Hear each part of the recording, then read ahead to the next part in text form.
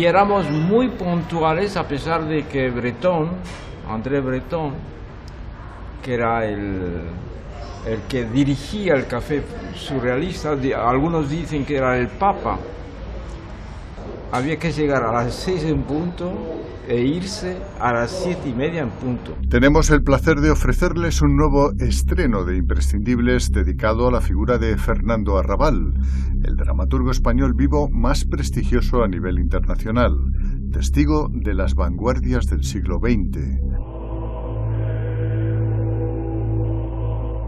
Arrabal, una eminencia en Francia, país de acogida, es al mismo tiempo una figura poco o mal conocida en el entorno cultural hispano, hecho que el documental que vamos a ver ayudará sin duda a paliar. ¿Qué palabra emplea la Biblia en español para decir tohu bohu? Hace referencia a ese momento contado en la Biblia, el de la creación, que Arrabal lo equipara al Big Bang y lo hace suyo. Un gran vacío que bien podría ser la ausencia paterna que la guerra civil provocaría y el caos como caldo de cultivo para una vida de creación e incesantes búsquedas reflejadas en la literatura, el cine y el teatro. Andrea, 20 años más pelados que los 30 de Catalina. Yo, Isabel. Este trabajo, realizado por Medios y Capital Humano de Televisión Española, cuenta con las declaraciones del propio Fernando Arrabal y las de otros expertos en su obra y persona. Madre invasora, padre ausente, lo cual provoca un penoso conflicto en su alma. La paix plus durable. Zambullirse en la obra de Arrabal es un gozoso juego que nos pone en contacto con un autor que lleva en la sangre los sismos de las últimas décadas, traducidos en permanentes gritos de libertad y una obra originalísima e intransferible.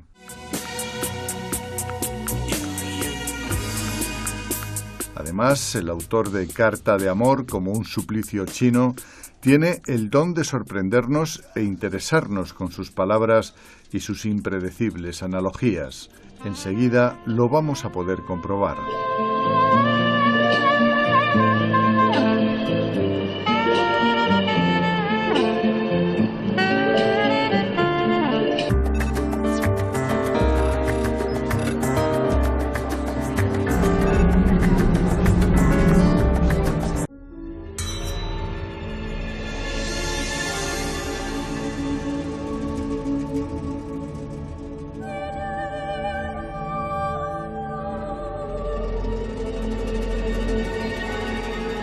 Yo no sé cómo decimos esto en castellano, el tohu bohu.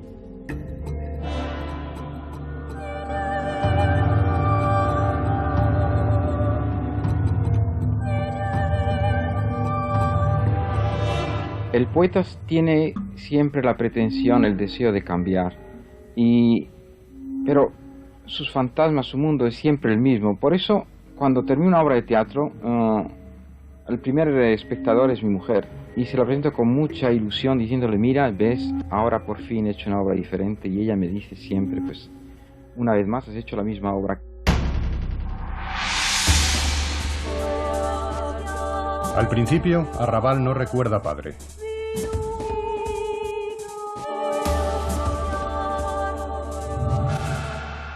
Es decir, en la Biblia se dice que había la confusión. Su progenitor, el teniente Arrabal Ruiz, pintor aficionado, no se sumó a la conjura de Franco en Melilla.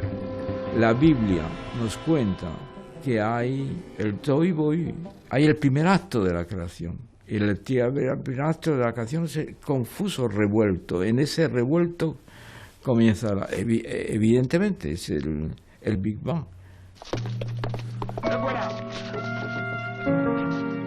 Por ese motivo, el teniente fue, como otros muchos, detenido y condenado a muerte.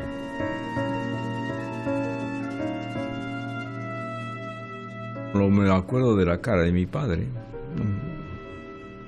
Me acuerdo de sus manos, cuando me enterraba los pies en la arena de la playa. Pero no me acuerdo de sus ojos, su cara.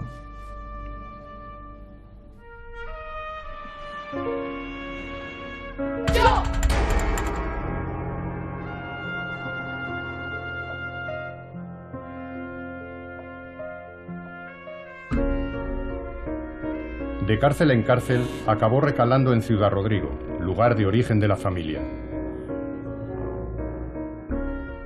Mi madre, ¿cómo pudo hacer eso? ¿Cómo pudo ir desde Melilla a Ciudad Rodrigo? Es decir, atravesando 4 frentes. Tuvo que decirle a algunos debía decirles pues que yo soy el hijo del condenado a muerte. Y a los otros debía decirles, pues no, soy el hijo de un joven teniente de la Academia Militar.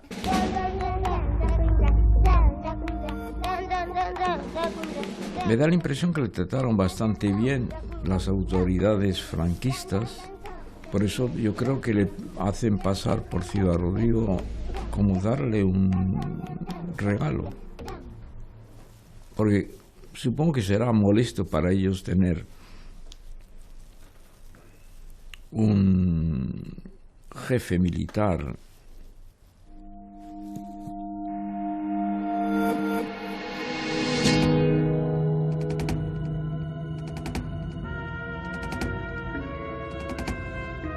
en Ciudad Rodrigo. Le llegamos a ver mi hermano y yo.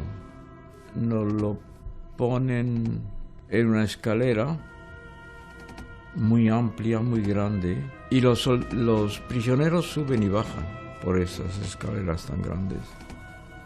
Entonces yo le pregunto a mi padre, ¿cómo es que suben las escaleras de 3 en 3? Y entonces me responde,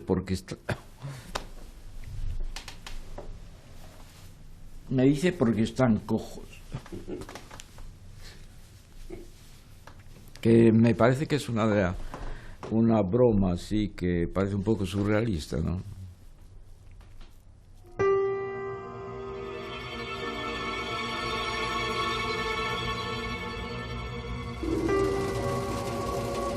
Entonces él dice, la próxima vez traerme tijeras. Entonces yo pido las tijeras, pero ya no habrá última vez. Él sale, se va enseguida. Y en casa me dan largas y... Trasladado por fin a Burgos, consiguió que su pena fuera conmutada y de la cárcel pasa a un hospital. Sin embargo, una noche de invierno, el teniente Arrabal Ruiz se evade en pijama. En ese momento no hay nada. Nadie se mueve y mi padre desaparece. Y desaparece ya muy tarde. Ya desaparece en el año 40, en el diciembre del 40, con 1 metro de nieve en Burgos. Se puede estimar que él hubiera podido hacer frente a eso. Pero también yo no acierto a comprender qué ha pasado. Y lo que no acierto a comprender es que España no me ha querido nunca decir nada. ¿Cómo es posible que un cadáver, supone que haya un cadáver, que haya desaparecido? Es imposible. Madre invasora, padre ausente, lo cual provoca un penoso conflicto en su alma. Así yo diría que ese es el leitmotiv de su obra. La búsqueda del padre y la prisión frente a una madre invasora. Odio-amor.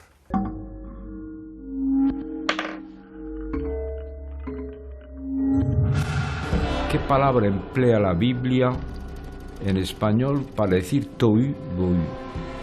La confusión del momento de creación.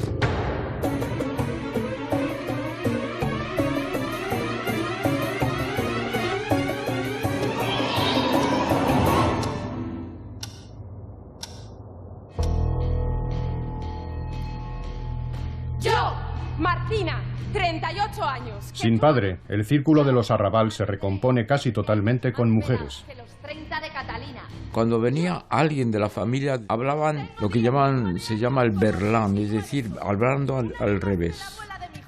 Los niños, mi hermana, mi hermano y yo, aceptábamos a comprender cuando decía Dorima. El Dorima comprendíamos que era marido. Además de moteras.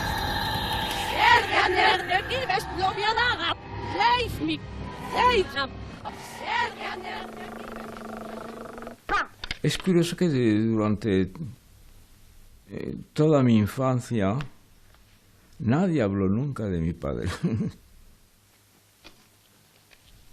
Un día, en el desván de su casa, Arrabal realiza un descubrimiento que marcará su vida. ¿Qué es esto? ¿Dónde está? ¿Por qué no me he dado cuenta de que existía? El abismo se revela ante el niño. Las fotografías en las que aparecía su padre han sido recortadas por unas tijeras maternas. Yo no lo puedo confrontar con nada, con una persona que solamente he visto las manos en mis pies y una persona que he visto en una escalera. No lo puedo confrontar, no sé cuál es su pensamiento. Entonces para mí es el héroe, porque no lo puedo confrontar.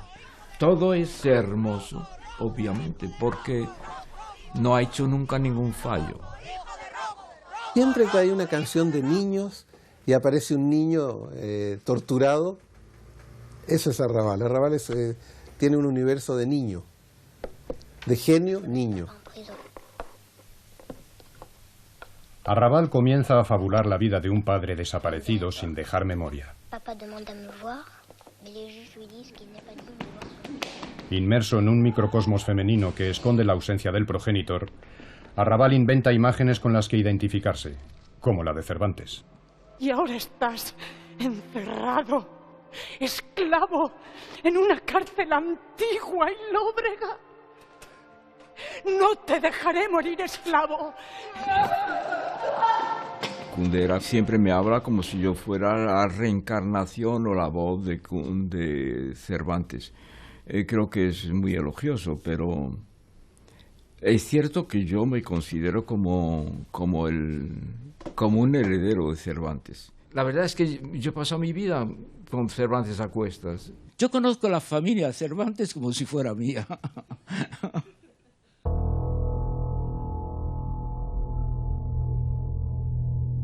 Cervantes se convierte en un personaje de ficción en el centro de su propio universo.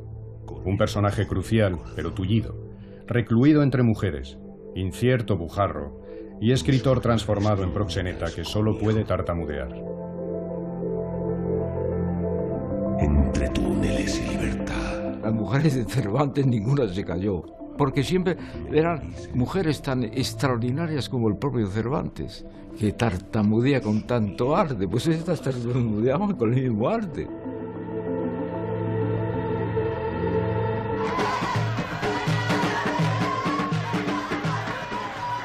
Yo pienso que las fuentes de mi teatro están en Ciudad Rodrigo.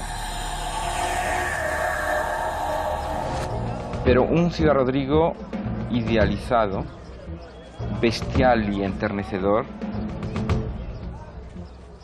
que ya solamente existe en mi memoria.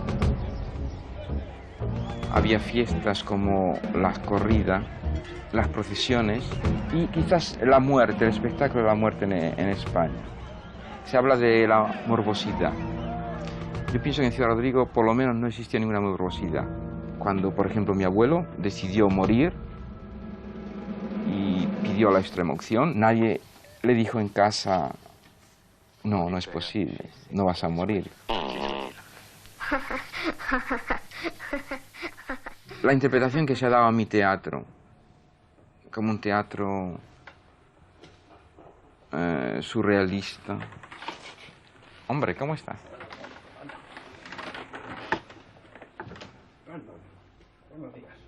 En realidad es un teatro de... Es un teatro de Ciudad Rodrigo.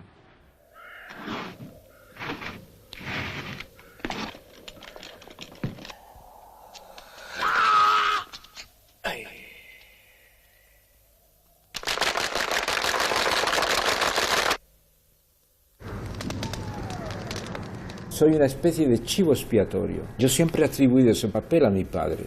Mi padre me pasa el testigo. Yo he intentado siempre imitarle. Cada vez que se ha presentado una situación de todo o nada, he intentado ser nada, desaparecer. Pero un inesperado suceso tiene lugar una mañana de Reyes. Recibimos trabajos que se decía en ese momento, trabajo de prisioneros. A mí me toca una caja, que es una casa con escaleras y tal, y no podíamos imaginar que él nos daba un mensaje, no sé qué mensaje nos enviaba. Al cabo de un año comienza a destacarse por el sol el nombre con la frase recuerda a tu papá.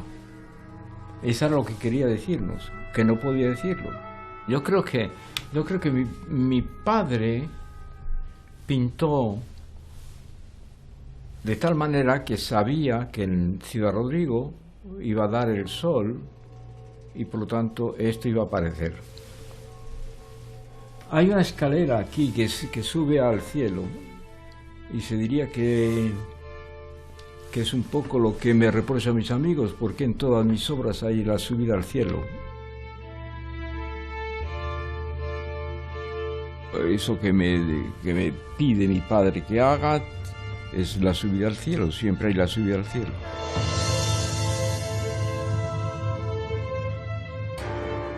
Mis películas terminan es una subida al cielo, diría casi imposible. Es decir, es mi circunstancia. Y mi circunstancia siempre es quiero subir al cielo del conocimiento, al cielo del amor, al cielo del amor del amor, al cielo de las matemáticas. Ese es al cielo de la confusión.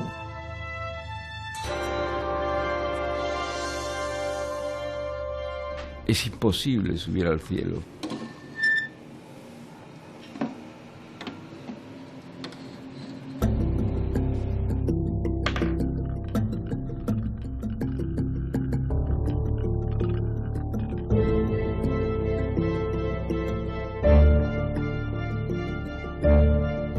La adolescencia de Arrabal, niño superdotado, está marcada por una rebelión contra la madre, a la que culpa de la desaparición del padre, y vive sumida en un sistema de valores religiosos que disfraza castigos morbosos con premios ascéticos.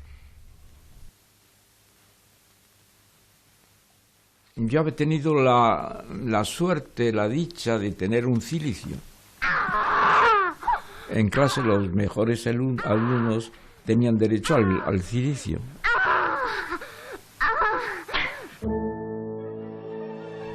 Esta vocación religiosa hace que en una mística Valencia confiese que se le aparece la Virgen. Puede ser que yo mienta, pero podría ser que yo he visto a la Virgen María. Y yo he visto a la Virgen María. Charles Ledoux es un surrealista que vio a la Virgen María. Por fin un día me dijo la verdad. Yo quiero saber cómo usted vio a la Virgen María. Y digo, ¿y por qué tanta curiosidad? Dice, porque yo la he visto también. Y me dice, es que usted cree en la Virgen María. Le digo, desgraciadamente yo no creo. Yo creo que la vi, pero yo no creo ahora que creo. No me sorprende que un chico a los 17 años haya tenido una alucinación de tipo místico. Pero en España, bueno, han creído primeramente que era falso. Naturalmente yo no asistí al hecho, pero lo creo sinceramente, porque además no me parece tan extraordinario. En plena dictadura y crisis vocacional, una joven estudiante francesa aparece en Madrid y con ella triunfa la vocación literaria en Arrabal. Y al año siguiente pues le conocí de verdad y él vino a París en diciembre, en el mes de diciembre, y se ha quedado hasta ahora en París. Lis, en la pronunciación hispana y arrabalaica del francés, propicia el exilio. La ciudad de la luz, de la libertad y del amor abrió los ojos a un joven que solo había conocido represión y censura.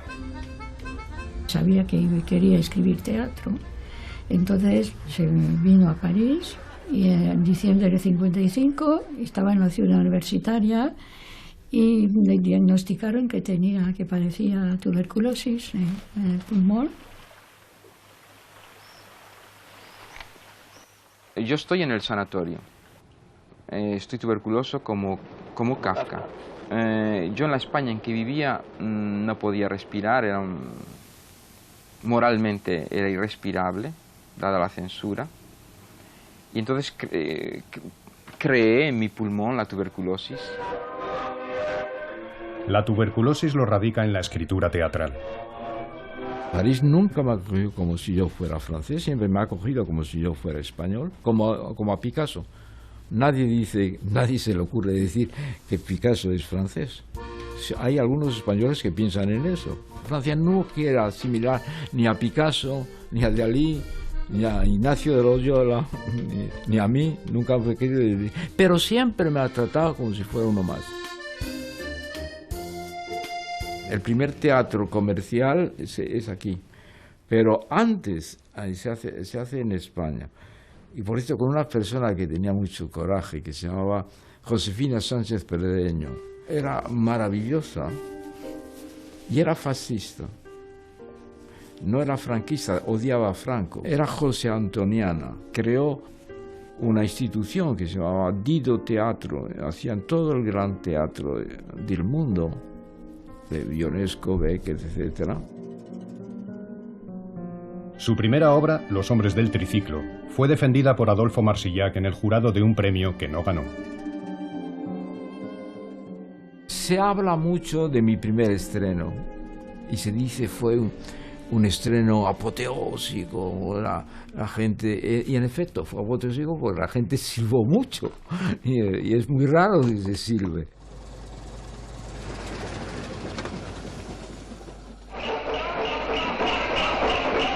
Desde hace 10 años, el escritor español Fernando Arrabal vive en Francia. Allí estrena esas extrañas y originales obras que le han dado una notoria popularidad. Una de sus experiencias ha consistido en presentar en un café-teatro de París una pieza breve en competencia con otros autores vanguardistas. En Francia, una futura generación de grandes directores se acerca a su obra para promover un nuevo teatro. Hasta que comienza la función.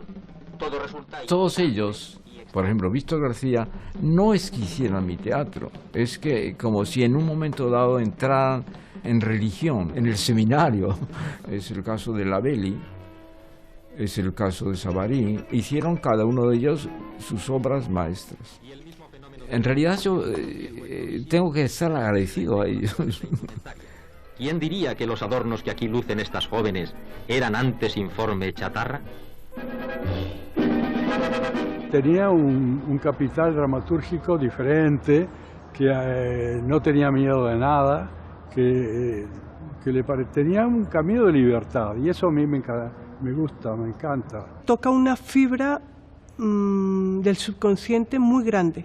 Es un teatro muy interior. Es un teatro que vive del sueño y de la pesadilla. Es un espejo deformado, un poco como Valle Inclán, pero de otra época. Todo ese perfume que hay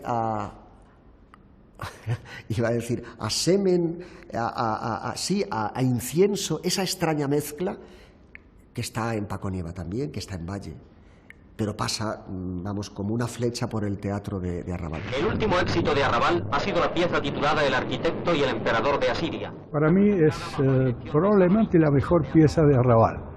Es la obra tal vez más profunda, la que plantea más problemas, la que sugiere muchísimas cosas de la vida, de la relación entre los hombres, de la aspiración del hombre a transformarse o a devenir Dios, por ejemplo, o creador.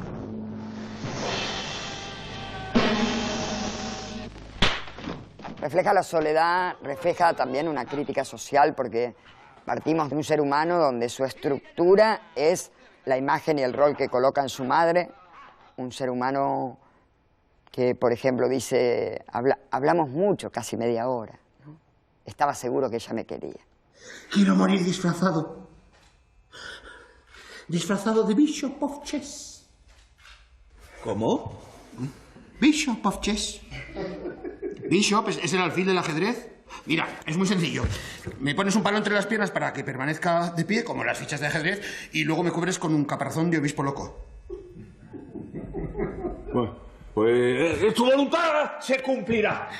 ¡Ay, me muero! Cuando se entra después en la escritura de Arrabal, hay que tomar en cuenta que la escritura de Arrabal es una escritura con una arquitectura literaria muy sólida, tremendamente sólida, como una partida de ajedrez. ¡Mi reino por un ave fénix! Ha sido también un descubrimiento, no solamente para el público, sino incluso para mí mismo y para la generación que en ese momento representaba la inquietud del teatro parisino moderno, digamos. También Beckett, también Ionesco son extranjeros, eran extranjeros. Hay algo que viene de la infancia, que viene de la personalidad, que viene del medio social, etc. Eso lo distinguía a Raval, como también lo distinguió siempre a Ionesco. Y eso me parecía a mí muy interesante, mucho más atractivo que lo que podía ser un autor, yo diría, simplemente francés. Víctor García, Labelli y Savary expanden su teatro por Europa. En Japón traducen su teatro al rito no. Tom O'Horgan en Nueva York, Laurence Olivier en Londres, entre otros, montan su teatro, que en Latinoamérica alcanza gran prestigio.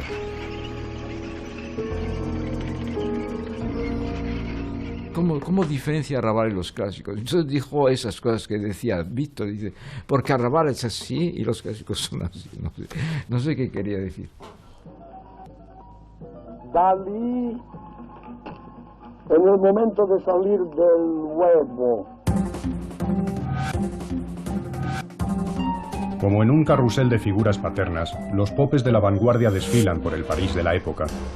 Dalí, Buñuel, Aragón, Breton, Duchamp y Zara son modelos imitados por los jóvenes Arrabal, Jodorowsky y Topor, consiguiendo ingresar en el grupo surrealista.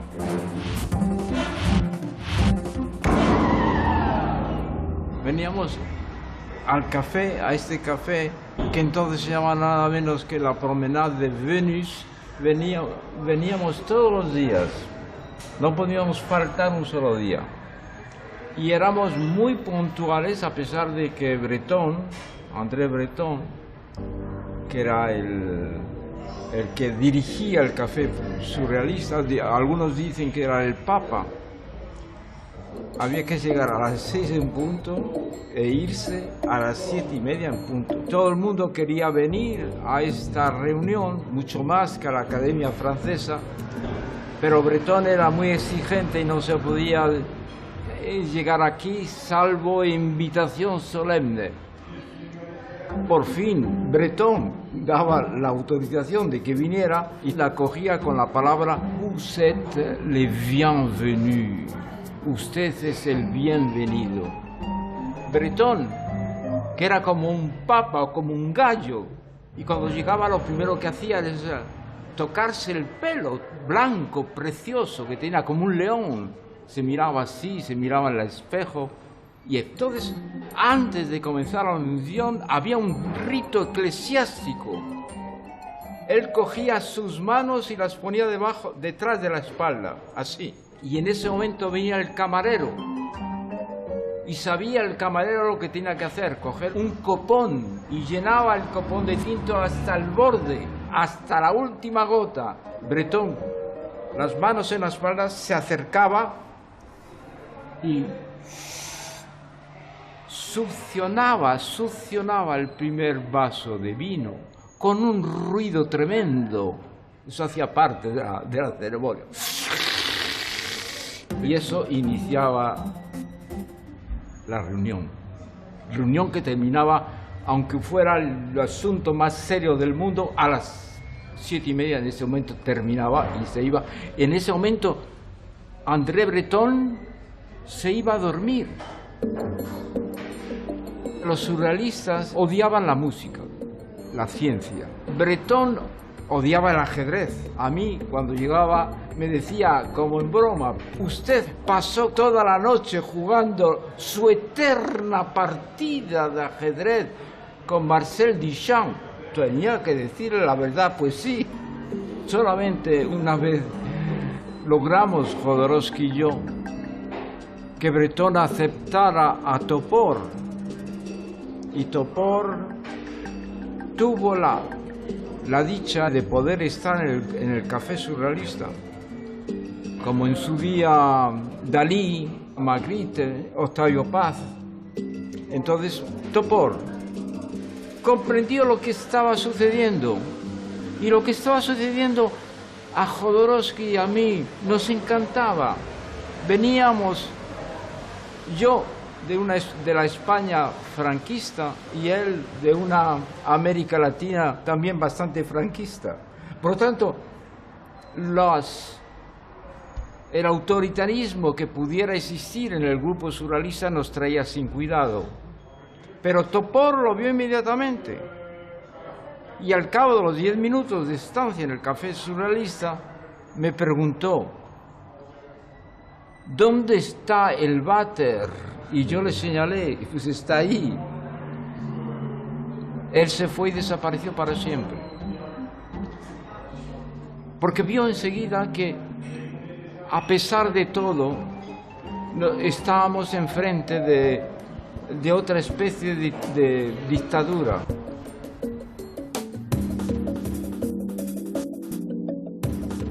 Esta espantada de la Promenade de Vénus, para seguir los pasos de excomulgados insignes como Dalí, propicia la creación del movimiento pánico en otro café, el de la P, contra el jerarquizado, politizado, antimusical y anticientífico grupo surrealista.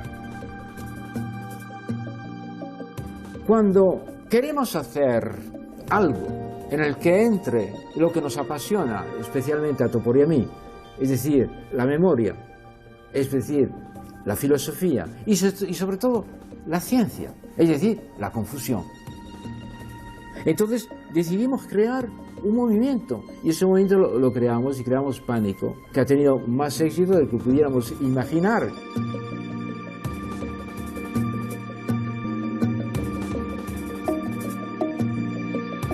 El Pánico se creó, lo hicimos en una semana y punto. Jamás, nunca más hicimos una obra con arreglo al Pánico. Lo que sí es cierto que hicimos fue algunos espectáculos que se llaman efímeros pánicos.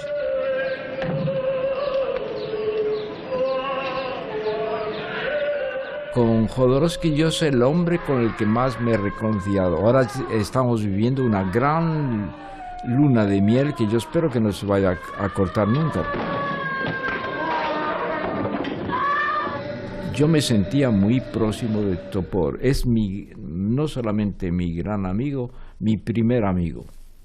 Los tres dijeron, hay que crear un movimiento que va a morir cuando nazca. Al mismo tiempo que lanzamos el movimiento, muere. De tal manera que vamos a matar todos esos movimientos del siglo XX.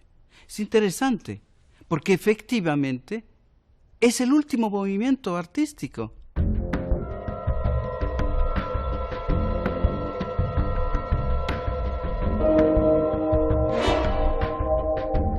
Siguiendo las huellas del método paranoico crítico de Salvador Dalí, el mecanismo pánico constituyó un claro precedente del happening y de la escritura en performance.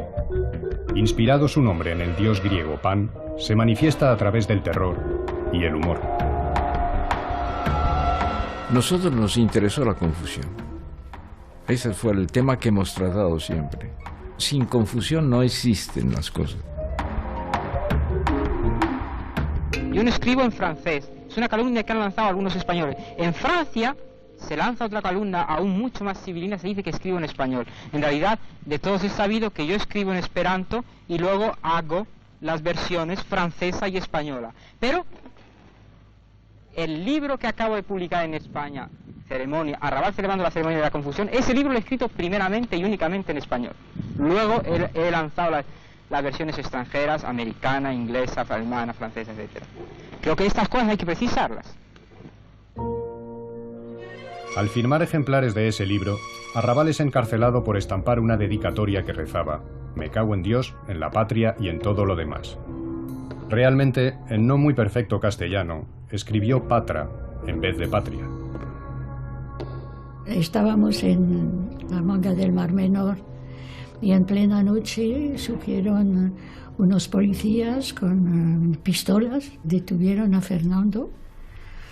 Eran las 12 de la noche más o menos, en pleno sueño, naturalmente.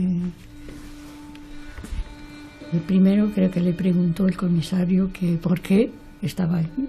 Y él dijo, pues que me lo digan porque no tengo ni idea. O sea, eso era como la Inquisición, que tienes que confesar sin saber de qué te acusan, ¿no?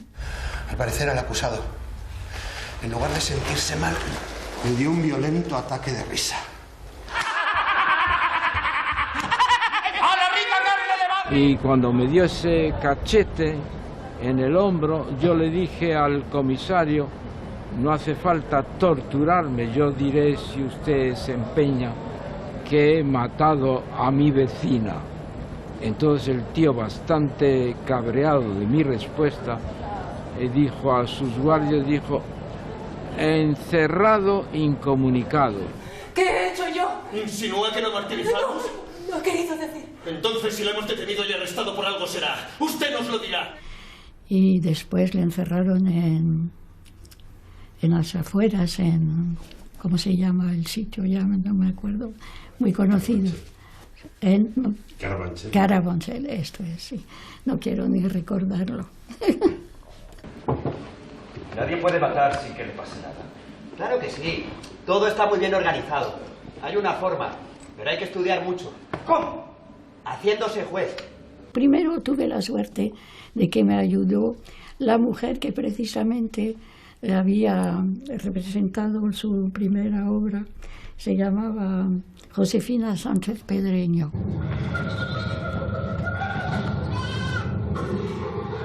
Bueno, hubo el proceso, naturalmente, completamente grotesco. Vinieron los testigos, entre ellos, pues, Camilo José Cela y Vicente Aleixandre, y el hermano de Fernando, que lo pasó muy mal, porque él es militar. Entonces tenía que defender a su hermano, siendo el coronel y tal del Ejército del Aire en tiempos de Franco. Y entonces Aleixandre fue gracioso porque el pobre Aleixandre estaba sordo y entonces le preguntaron cómo se llamaba y él empezó diciendo, ya sé que Fernando tiene una gata que se llama Cleopatra, la Patra, etcétera. Pero en fin, era muy importante y fue muy valiente.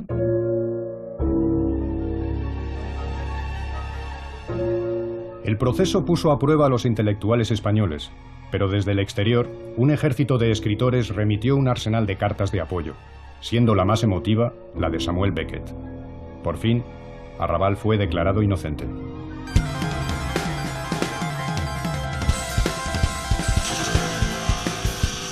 Nada más salir de la cárcel, en Francia, la experiencia pánica de las vanguardias se convierte en realidad. Mayo del 68 propicia la rebelión y el teatro se lleva a las barricadas. Arrabal descubre qué hacer y toma partido por la revolución. Fernando lo que hizo fue tomar el Colegio de España, asaltando. En fin, que no se paró nunca de hacer lo que le parecía conveniente a él.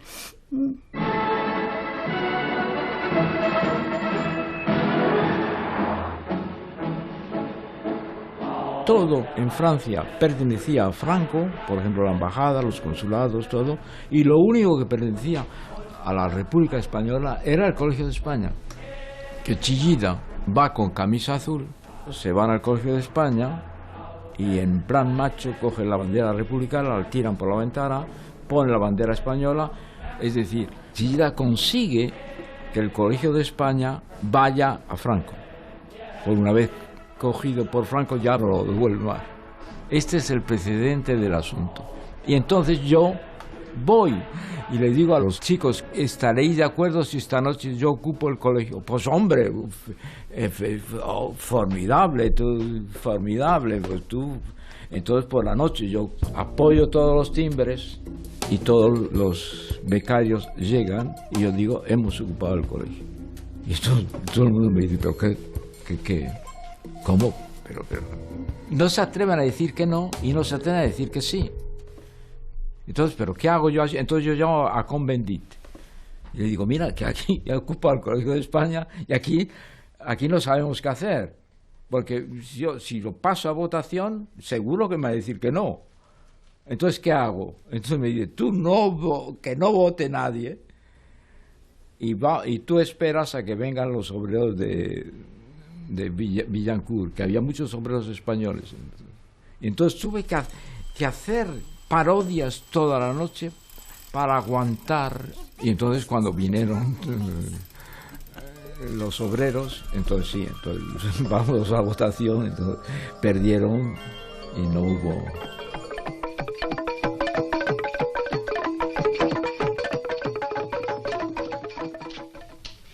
Como catapulta de aquel mayo, en los años 70, la proyección internacional de Arrabal crece al debutar en el cine.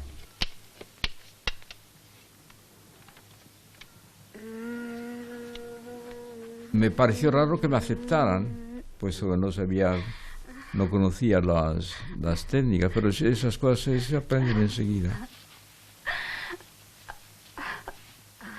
Es un arte que tiene reglas muy precisas, porque es un arte nuevo.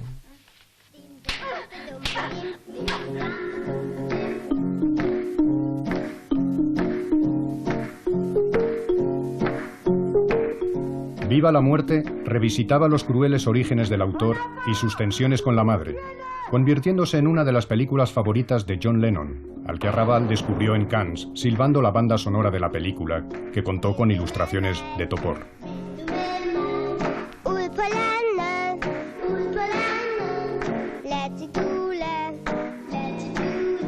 La paix plus durable. Et aujourd'hui, Iré como un caballo loco se zambullía en los presupuestos de vanguardia que se habían lanzado desde el movimiento Pánico.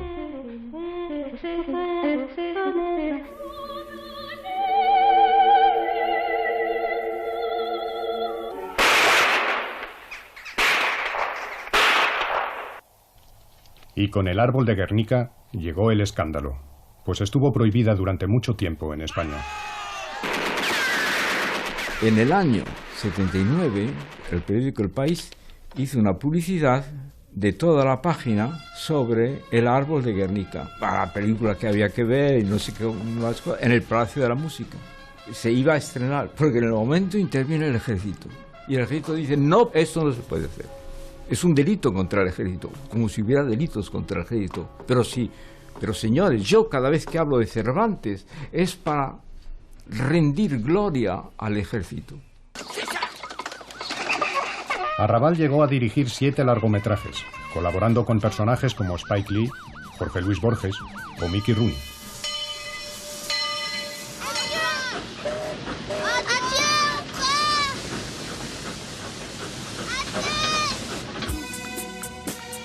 Realmente se hace muy difícil mi cine en España y se hace muy fácil mi cine fuera de España. Yo tengo la culpa, probablemente, porque se me presenta como una persona provocadora, escandalosa. Yo lo que quiero decir en cada una de las películas es mi circunstancia. Pueden imaginar que cada tarde, cuando terminaba Viva la muerte, pensando en mi padre, pensando en su condena a muerte, en todo, casi siempre terminaba llorando. ¡Viva la muerte! Hasta el momento de su encarcelamiento, 11 textos de Arrabal se habían estrenado en España, aunque siempre en circuitos reducidos. Su teatro fue completamente prohibido después de que fuera declarado persona non grata en 1967, junto a la pasionaria Lister, El Campesino, Carrillo y Alberti. Nuria Esper dice, pero no es posible, todo tu teatro está prohibido. Bueno, pues ahora yo voy a hacer que te estrenen tu obra. Y la censura solo acepta una obra, Los dos verdugos. Yo creo que era la única obra política que yo tengo. Entonces dicen, bueno, entonces, ¿y qué podemos hacer? Digo, bueno, pues yo tengo el mejor director del mundo. Eso lo va a hacer. ¿Y quién es? Víctor García. ¿Víctor qué? Víctor García. Víctor García hace un tanque que sale de escena en el Teatro Reina Victoria. Sale de escena con cañones que apuntan a la España franquista. Y la censura, cuando ve esto, dice, esto no se puede hacer, prohibido. Esa es la historia de otro estreno fallido mío. Por fin, en 1977, Víctor García propicia el desembarco de Arrabal en España dirigiendo El cementerio de automóviles. Recibe una fría acogida y sus altos costes de producción provocan la ruina de la compañía. Dime, ¿os trato mal a vosotros, mis súbditos? No, en serio, dímelo, confiésalo. Soy un tirano. ¿Te pone las faldas o no? Te he preguntado si soy un tirano. No eres un tirano.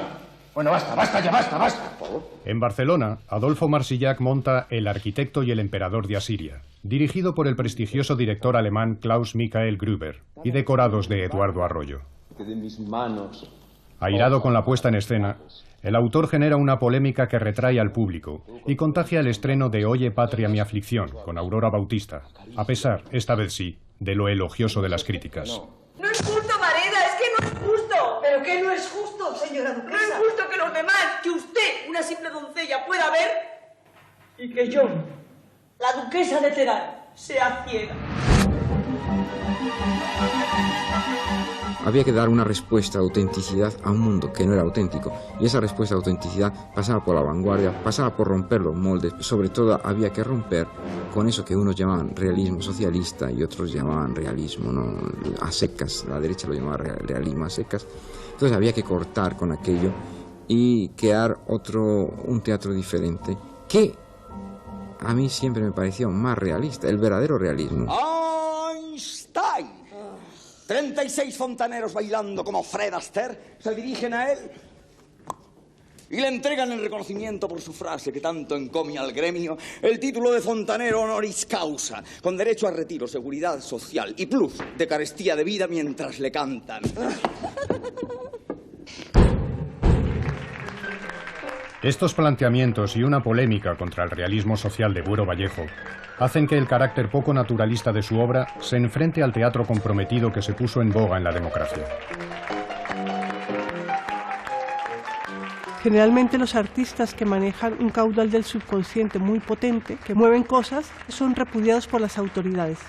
Muchas veces también quienes tienen la cultura entre sus manos intentan favorecer políticamente a quienes les interesa.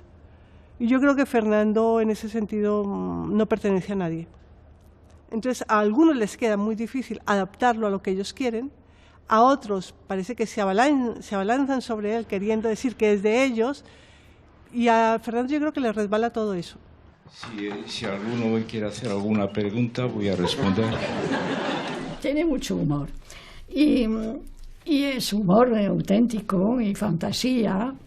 Y entonces eso no significa que sea un pelele que extravagante y sin sustancia en absoluto. Entonces la gente se queda en eso y no conoce la obra en general y no conocen también ese aspecto de defensa de los derechos humanos.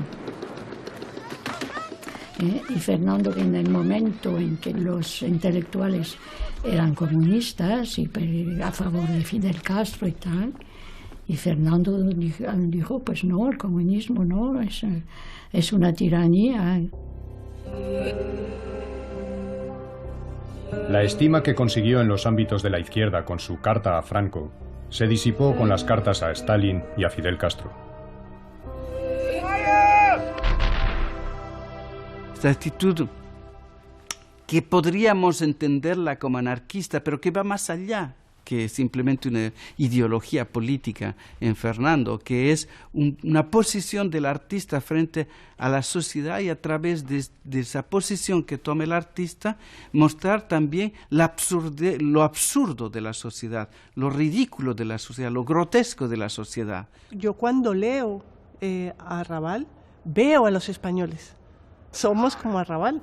Hay algo maravilloso de un mundo español que no hay en ningún otro país, carnal, de tocino, de cosa gorda, de fuerza, de bestia, de una inteligencia muy potente, y eso lo tenía Buñuel, lo tiene Arrabal, y de alguna manera es un referente también en Almodóvar, ¿no?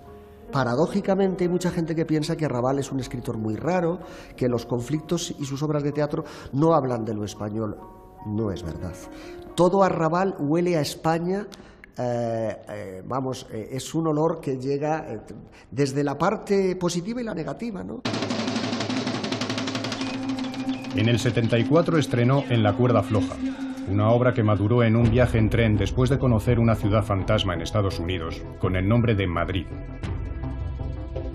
Madrid en ese momento es una ciudad fantasma.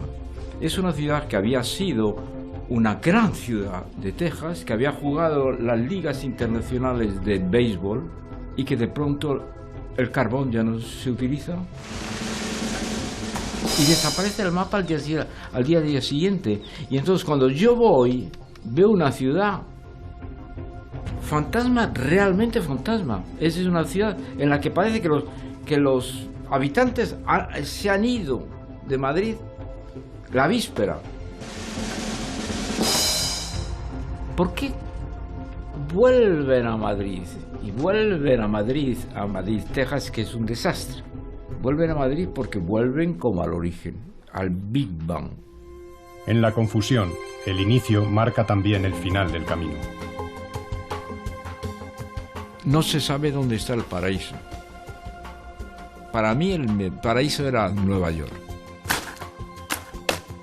Todos los años yo voy a Nueva York, voy a la basura, voy al infierno y voy al cielo, arrabal junto al cielo, arrabal junto al infierno. La basura, que está representada por Nueva York, por los tres avatares de la modernidad, es decir, los Beatnik, Allen Ginsberg, en la primera basura, puesto que fueron los primeros que empezaron a vivir de basura. Amueblarse de basura también, luego lo hizo La Fábrica, también otro grupo de amigos con Andy Warhol. Y para terminar, Louise Bourgeois, la mujer probablemente más rica de Nueva York, vive todo lo que recupera en la basura de Nueva York.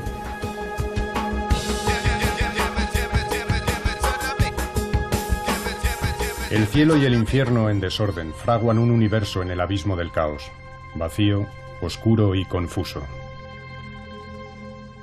Cuando le anuncio a Louise Bourgeois que los patafísicos le van a dar la medalla patafísica, yo pienso que no sabe nada de lo que es la patafísica, como todo el mundo. Y llego a Nueva York y pomposamente digo que en nombre de los colegios de patafísica del mundo entero se le declara por unanimidad y me doy la medalla. Y dice ella: pero Arrabal, es el gran momento de mi vida. ¿Pero cómo? ¿Usted sabe lo que es esto? Dice: sí, lo sé muy bien.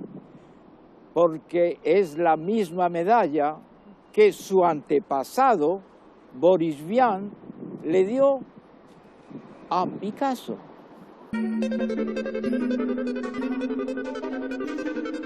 Mis amigos patafísicos decidimos que entre los 54 hombres más importantes de la Tierra, obviamente está Mandelbrot, el hombre que crea los fractales. Y yo voy a ver a Mandelbrot, a Nueva York. Me mira y dice: Euclides, 2400 años antes que usted, tenía los conocimientos suficientes para hacer la teoría fractal. Y sabe usted podía haber hecho el Edipo Rey como Sófocles, o Sófocles hubiera podido hacer el cementerio de automóviles como usted. No hay carrera de relevos. El ajedrez es para Arrabal un tablero que enlaza el arte con la ciencia y un espejo donde se mira a Dios. Imaginemos que los negros juegan. Si los negros jugaran, podrían darle jaque al rey. Dando jaque, y entonces dando jaque, tú la comes y matas. Por lo tanto, y si fuera al revés, si fueran los blancos los que tienen, a pesar de el dominio que tiene con tantas fichas, el peón no puede jugar porque los peones van hacia allá. No pueden jugar. Solamente pueden jugar el caballo. A jugar y diera jaque al rey, en ese momento el caballo enemigo le da jaque y le mata. Siempre, la ley es la siguiente. Como en la vida, el que juega pierde. Si no juega, entonces tiene la posibilidad de ganar. Calte Y Fischer es el que nos inició a la idea de que el ajedrez no es como la vida, es la vida.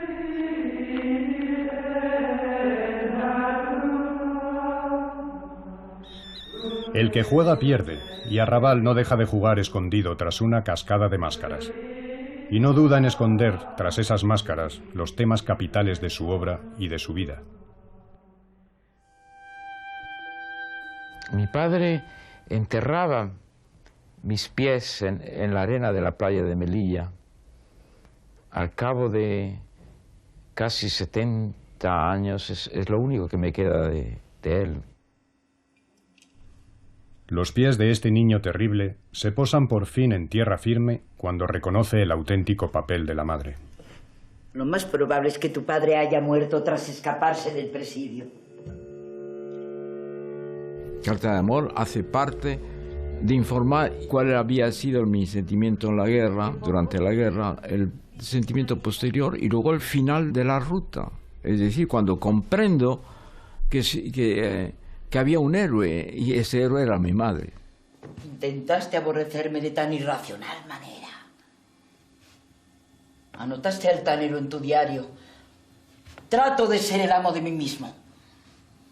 Espero calzar al universo sin mamá. Yo no juzgo nada más que a la madrastra historia. A esa madrastra historia que ha colocado a mi padre, a mi madre y a mí nos ha colocado en semejante pozo.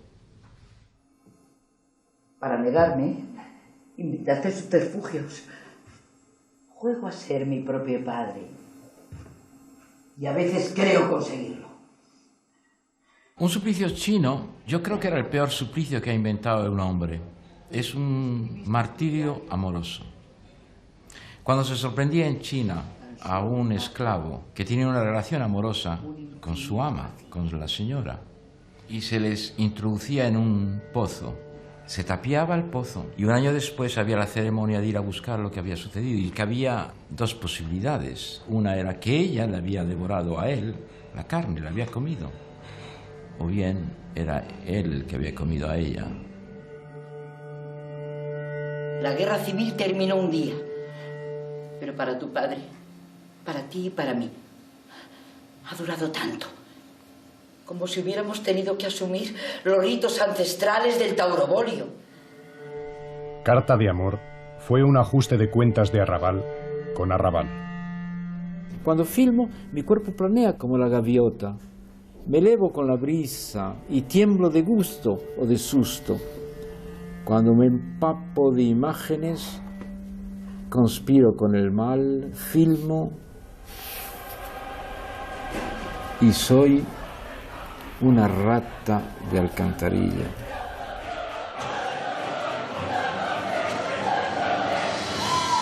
En la confusión, la vida está embrollada con el arte, inseparables. Un día estoy en el Chelsea de Nueva York y me llama Wilson. He hecho una obra digna de ti. ¿Por qué digna de mí? No, tú eres digno de todo el mundo. Ven a ver esto. ¿Y cuándo es? A las 6 de la mañana cojo un taxi. Es un puertorriqueño. Me dice, ¿a dónde va usted? Voy al teatro. ¿A las 6 de la mañana? Sí, voy al teatro a las 6 de la mañana. ¿Pero qué va a ver usted? Una cosa, estoy seguro que será grandioso. Pero me dejarán a mí entrar. Entonces llego a la puerta y está Wilson. Le digo, el chofer puede entrar. Excepcionalmente que entre. Nos sentamos en el suelo. El chofer enfrente de mí y empieza la fiesta formidable de Bob Wilson. Y cuando termina la obra, entusiasmado, ¿qué habrá pensado el chofer? Voy a ver el chofer y me digo, ¿qué tal? Y me dice, genial. Y le digo, ¿por qué? Y dice, porque veo las piernas de las chicas que están sentadas en el suelo. Veo todo.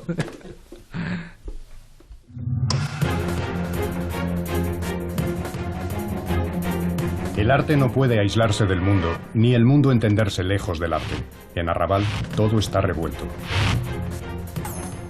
Es el Big Bang, está desde el comienzo. Y estamos esperando que llegue el Big Bang. Los hombres de ciencia no lo dicen. La Biblia no lo dice. Yo no sé cómo decimos esto en castellano. El tohu bohu. ahora puedo decir que desde el primer momento hasta hoy nunca he hecho otra cosa que repetir siempre mis mismos temas, y creo que eso será lo que haga hasta el final. A mí me gustaría saber qué quería decir ese redondel, porque claro, algo quiso decir.